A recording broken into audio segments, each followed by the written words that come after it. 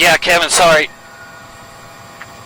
Yeah, he's westbound. We believe there may be two people in the truck now. It's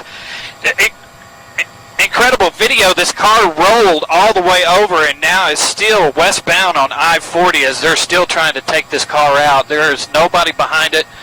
We've got 4 patrol cars, 2 more coming up, so hopefully they can put an end to this right here. This is a great time to put an end to it.